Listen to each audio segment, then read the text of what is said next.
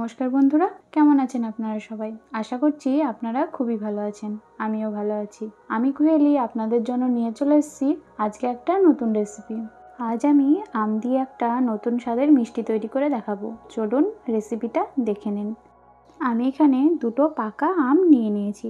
এবার আম দুটোকে ভালোভাবে কেটে নেব।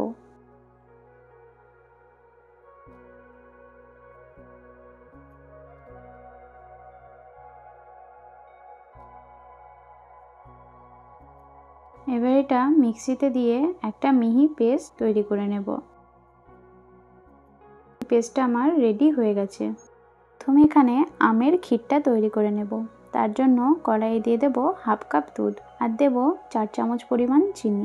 দিয়ে এটাকে একটু ভালোভাবে নাড়াচাড়া করে নেব। দিয়ে যে আমের মিশ্রণটা তৈরি করেছিলাম সেটা দিয়ে দেব। দিয়ে এটাকে আস্তে আস্তে ভালোভাবে নাড়াচাড়া করে নেব। এটা লো ফ্লেমে রান্না করতে হবে।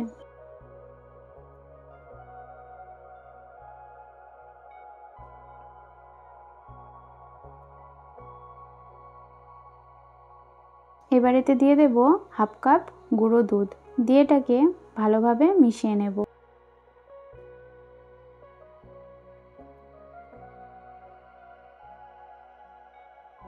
আর দেব বাড়িতে তৈরি করা 2 চামচ খোয়া ক্ষীর। দিয়ে এটাকে আমের ক্ষীরটার সাথে খুব ভালোভাবে মিশিয়ে নেব। এখানে কোনো কালার দেওয়ার দরকার নেই, এটা এমনিতেই খুব সুন্দর একটা কালার চলে আসবে।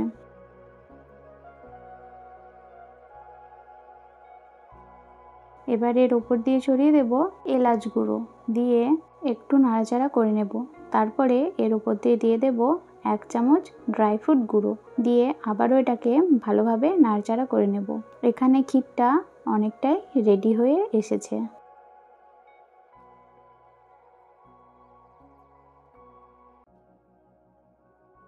ক্ষীরটা আমার একেবারেই রেডি হয়ে গেছে।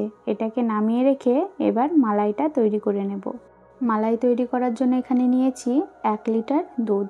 তাতে দেব 1 চামচ এলাচ গুঁড়ো আর দেব হাফ কাপ গুঁড়ো দুধ আর দেব পরিমাণ মতন চিনি। এখানে মিষ্টিটা আপনারা আপনাদের পরিমাণ অনুযায়ী অ্যাড করবেন।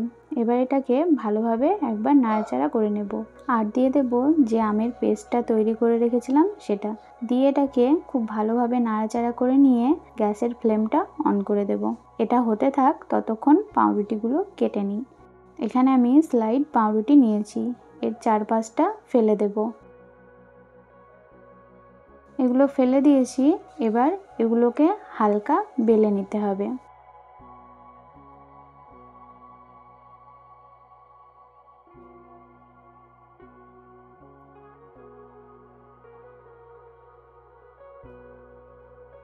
এটা বেলা হয়ে গেছে।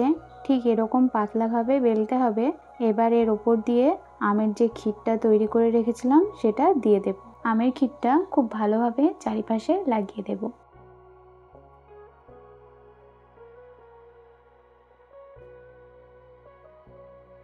এবার এটাকে রোল তৈরি করে নেব।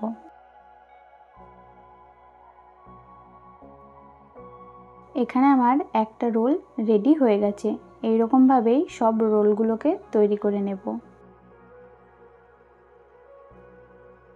লো ফ্লেমে আমি মালাইটাকে হতে দিয়েছিলাম। এবার একটু ফ্লেমটা হাই করে মালাইটাকে খুব ভালোভাবে ফুটিয়ে নেব।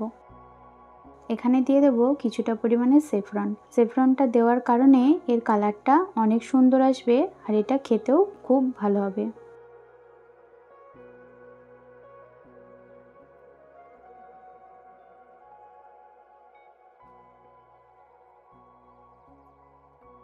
ঠিক আস্তে আস্তে মালাইয়ের কালারটা আসছে। মালাইটা এখানে আমার রেডি হয়ে গেছে। এখানে রোলটা নিয়ে নিয়েছি। এবার এর ওপর দিয়ে মালাইটাকে দিয়ে দেব।